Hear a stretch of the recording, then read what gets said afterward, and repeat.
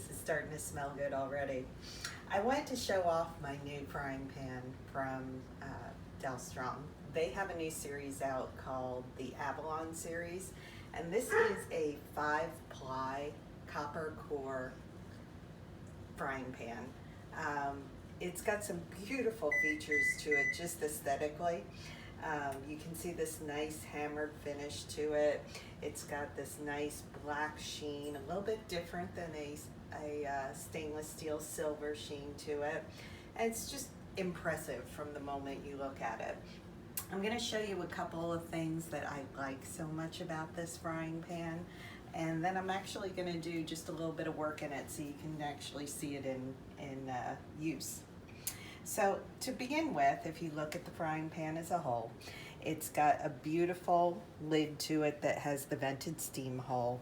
It's got a nice chunky stainless steel knob that's emblazoned with the Dalstrong Lion logo. And this knob stays very, very cool to the touch. So no matter how hot my pan is getting, I can easily pick this up, and I don't have to worry about having pot holders or anything else in my hand or nearby to be able to do what I need to do as I'm cooking. Then if you look at the inside of the pan, this is something that was kind of a bonus because they didn't describe this on the website, and when I saw it I thought this was a fantastic idea. These are permanently engraved into the pan, so I have my measurements that I can just easily reference at all times. If I'm trying to do a protein with some sort of sauce, or even if I'm just doing a sauce in here and I need a certain measurement of what I'm going to add to it, maybe a stock for chicken, I've got it right there. I don't have to constantly go back and forth between measuring cup and the pan to figure out whether I've got the right amount in for the recipe. So some other things that I really like about this, if you look, it's got two handles. You've got a handle on the left that's emblazoned with the Dalstrong logo, very firmly riveted in, as is the handle on the right. This handle is extra long, and again, just like the knob that is on top of the lid, it has wonderful qualities of just not heating up as hot as you might expect it with a regular pan. I can lift this pan, I can hold on to this handle, never have to worry about it being too warm to touch as I'm working. It's got a nice logo emblazoned on the end of the handle.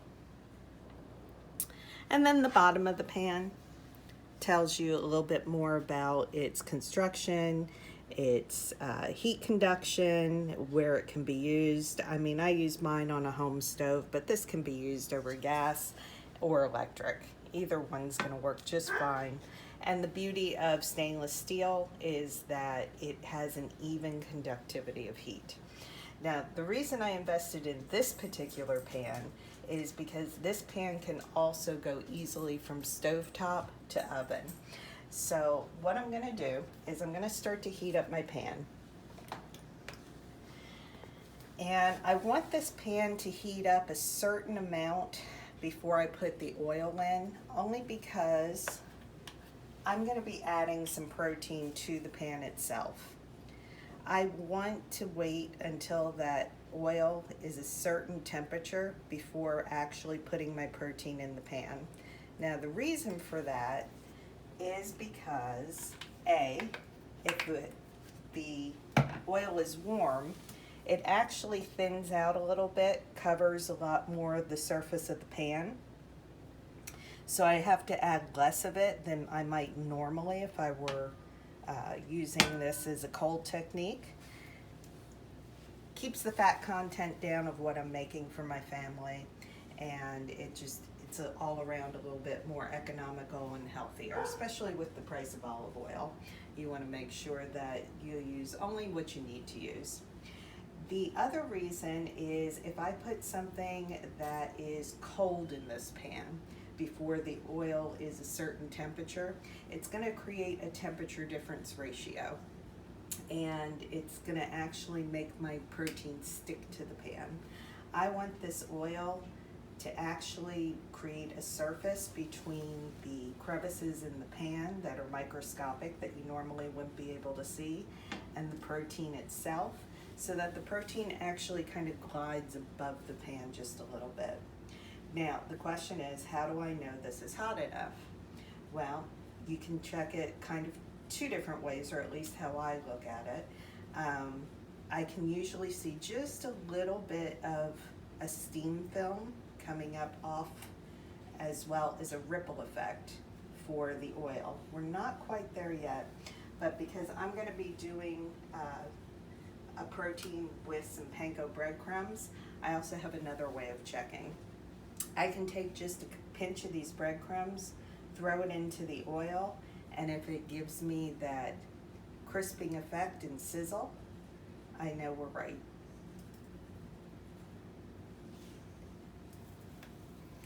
So, I'll let you see if you can. I threw a few of those in. You can see how nicely it sizzles out. The pan is hot enough. So, we're going to do something that my family really enjoys, which is a pesto encrusted chicken.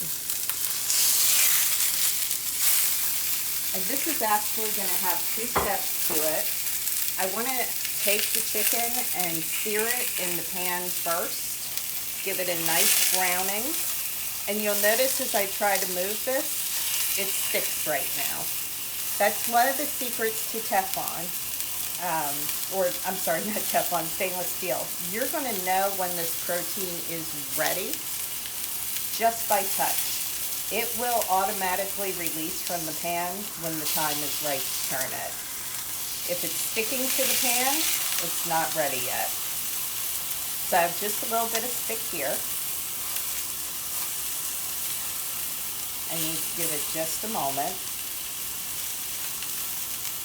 In the meantime, I'll tell you a little bit about the recipe we're going to use in case it's something that you want to try for yourself. I'm going to take this chicken breast and I want to take it and brown it very well on both sides. This is going to help give it a nice crunchy texture that'll hold up when it comes time to actually eat, and it'll complement the panko breadcrumbs that I'm going to be using. The panko breadcrumbs that I have, I've actually included a Parmesan and a goat cheese to it. I have some spices, garlic, bell pepper, salt, pepper in it, and all kind of mixed together, and that's what's going to go on top after I put the pesto in.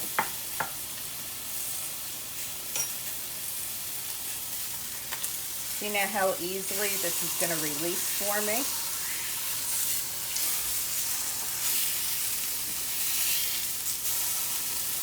I still have just a little bit of stick here. I could have given that just a little bit longer, but honestly, for the sake of time,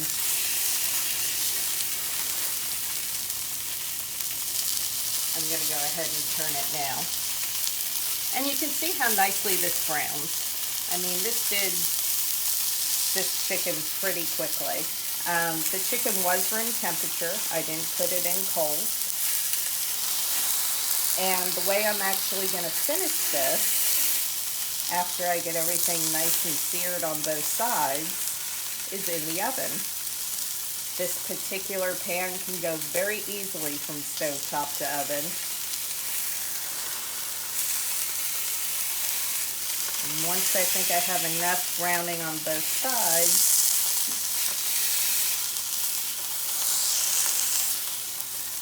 I can move it.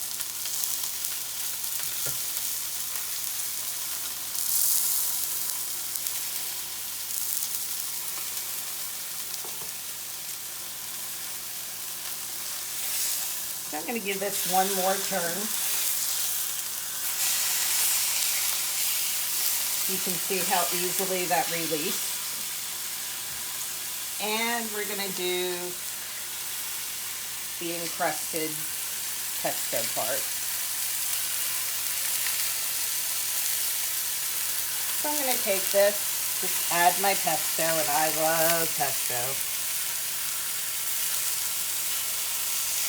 I'm giving it just an extra minute or so on that other side to finish browning.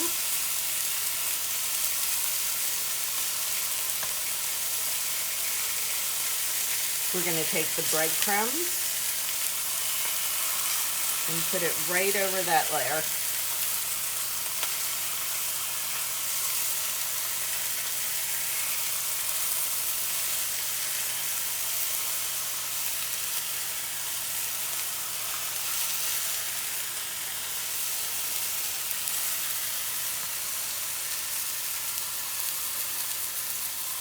Okay. Now comes part 2. I'm going to take my lid and I'm going to move this to my preheated oven.